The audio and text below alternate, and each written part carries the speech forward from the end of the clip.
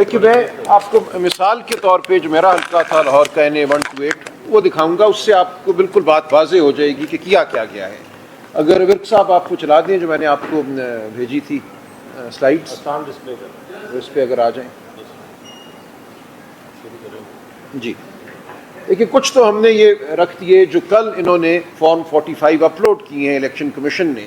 ان forms 45 کو ہم ان کا موازنہ کر رہے ہیں ان فارمز 45 سے جو ہمارے پاس تھے اور جو ہم نے خود الیکشن کمیشن میں 12 فروری کو جمع کرا دیے.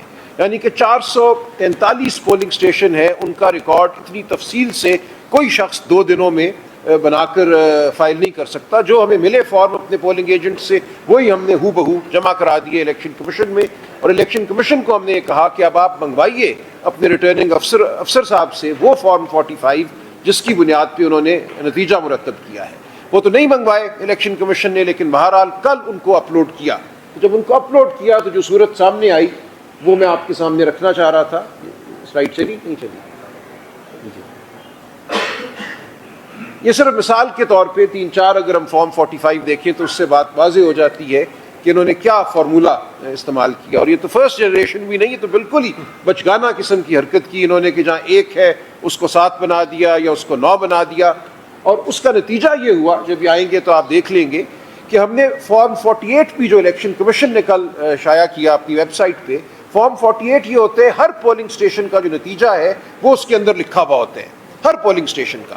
اوور آل رزلٹ تو فارم 49 میں ہوتے ہیں لیکن 48 میں ہر پولنگ اسٹیشن کا آتے ہیں. جب آپ پولنگ اسٹیشن کے حساب سے چلتے ہیں تو آپ یہ دیکھیں گے کہ ہر وہ پولنگ اسٹیشن جس پہ انہوں نے میرے مد مقابل کو دوسرے شخص کو جتوایا ہے وہاں پہ ٹرن آؤٹ 80-85% ہو گیا ہے. کیونکہ انہوں نے یہی کیا نا، جہاں 173 تھا اس کو 973 کر دیا. جب 800 ووٹ اس پولنگ اسٹیشن میں صرف ایک قلم کی جنبش سے ڈالے تو ٹرن آؤٹ جو تھا اس پولنگ اسٹیشن کا اگر حقیقتاً وہ 36% تھا یا 40% تھا تو ایک دم چھلانگ مار کے وہ 86% ہو گیا. یہ آپ کو نظر آئے گا. مثال کے طور پہ آپ اگر دیکھیں اس میں ہم چلے جائیں پولنگ اسٹیشن نمبر 5 پہ. اب پولنگ اسٹیشن نمبر 5 پہ اگر آپ بائیں ہاتھ سے آگے چلیں، بالکل اس کو ادھر لے جائیں اور پیچھے لے کے جائیے. یہ ہاں پولنگ اسٹیشن نمبر 5 اور پیچھے لے جائیے، آپ لیفٹ پہ جائیں. آپ اس سائڈ پہ جائیں.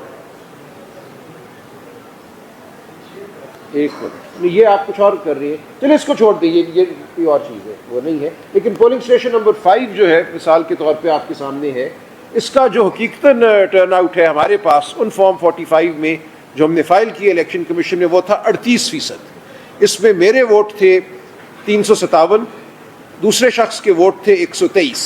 جو کل انہوں نے شائع کیا فارم 45 اس پولنگ اسٹیشن کا، اس میں میرے ووٹ تو وہی رہے 357، کوئی فرق نہیں ہے ان میں. یعنی کہ جو میں نے فارم فائل کیا تھا وہ درست تھا، میرے ووٹ درست تھے، لیکن جو دوسرے شخص کے ووٹ ہیں 123 کی بجائے وہ 723 ہو گئے.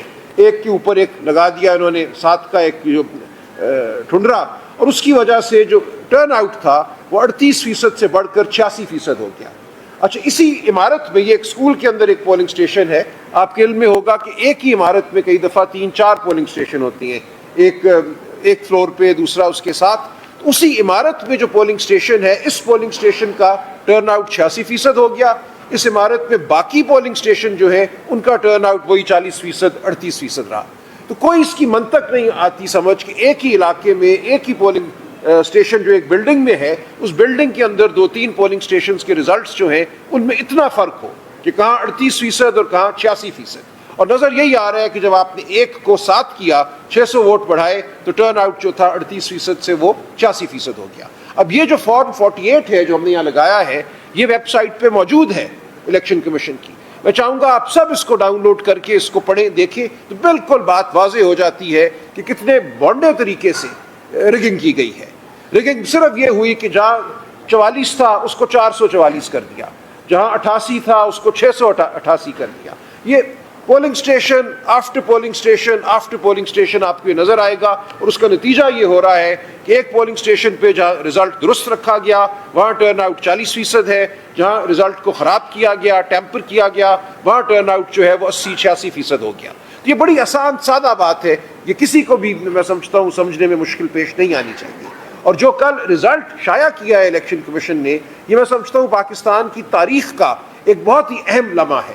پہلی بار ہم پورے وثوق سے، پوری قوم جو ہے وہ دھاندلی کو اپنی آنکھوں سے دیکھ سکتی ہے۔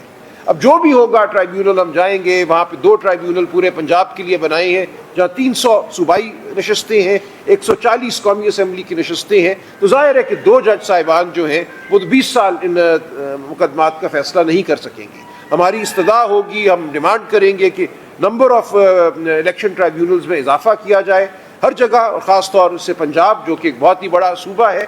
لیکن اس کے ساتھ ساتھ ہم چاہیں گے کہ عوام خود اپنی آنکھوں سے دیکھیں کہ ان کے مینڈیٹ کے ساتھ، ان کے ووٹ کے ساتھ 8 اور 9 فروری کی رات کیا ہوا۔ 8 فروری جب پولنگ ختم ہوتی ہے تو ہمیں فارم 45 مل جاتے ہیں، اور یہ الیکشن اس حوالے سے بھی بالکل منفرد تھا کہ اس بار پہلی دفعہ ہم نے اپنے پولنگ ایجنٹس کو بہت تربیت دی تھی کہ فارم 45 لے کر آنا ہے۔ اس سے پہلے کسی الیکشن میں اس طرح اتنی بڑی تعداد میں پولنگ ایجنٹ صاحبان جو ہیں یا محترمہ وہ فارم 45 لے کر نہیں آئے تھے۔ اس دفعہ ایک بہت بڑا ذخیرہ جو ہے ہمارے ہاتھ میں موجود تھا، اس ذخیرے کا موازنہ اب ہم ان فارمز 45 سے کر سکتے ہیں جو کل الیکشن کمیشن نے شائع کیے، اور اس میں نظر یہی آتا ہے کہ میرے ووٹ تو تقریباً وہی ہیں جو میرے فارم 45 میں ہیں۔ باقی جو کینڈیڈیٹس تھے جماعت اسلامی کے، ٹی ایل پی کے، ان سب کے ووٹ بھی وہی کے وہی ہیں۔ صرف ایک شخص ہے جس کے ووٹ جو ہے 127 سے 727 ہو جاتی ہیں یا 927 ہو جاتی ہیں۔ تو بالکل تواتر سے آپ کو ہر پولنگ سٹیشن پہ نظر آتا ہے کہ کسی ایک شخص کے، ایک مخصوص شخص کے ووٹ جو ہیں وہ بڑھائے جا رہے ہیں۔ تو اس کے بعد شک اور شبے کی کوئی گنجائش نہیں رہتی۔ اور بھی چیزیں ہیں، میں ان کا بھی ذکر نہیں کروں گا، جن سے اس بات کی اور بالکل توثیق ہو جاتی ہے کہ یہاں ایک بہت بڑی دھاندلی ہوئی ہے۔ یہاں پہ ایک بڑے منظم طریقے سے آر او کی سطح پہ جب یہ فارم 45 بنائے گئے جن کو کل شائع کیا گیا، وہاں الیکشن پر ایک حملہ کیا گیا ہے، پاکستان کی عوام کے مینڈیٹ پر حملہ کیا گیا ہے۔ آئندہ اگر جمہوریت نے اس ملک میں قائم رہنا ہے تو اس حملے کو ہم نے پسپا کرنا ہے، ہم نے بتانا ہے قوم کو، اور ہم نے بتانا ہے ہر ادارے کو کہ اس طرح یہ ملک نہیں چل سکتا، اس طرح یہ ملک جو ہے اس میں اقتدار کی جو ٹرانسفر ہے وہ ایسے نہیں ہوگی کہ آپ آر او صاحبان کے ذریعے کوئی رزلٹ مرتب کرائیں اور کہ فلاں جیت گیا اور فلاں ہار گیا۔ یہ اب آئندہ نہیں ہوگا، ہم اس کو نہیں ہونے دیں گے۔ اسی لیے ہم آپ کے سامنے حاضر ہوئے ہیں۔ اس کے لیے ہم ہر طرح کی جد و جہد کریں گے، قانونی جد و جہد کریں گے، پارلیمان میں جد و جہد کریں گے، اور عوام میں جا کر جد و جہد کریں گے۔ بہت شکریہ۔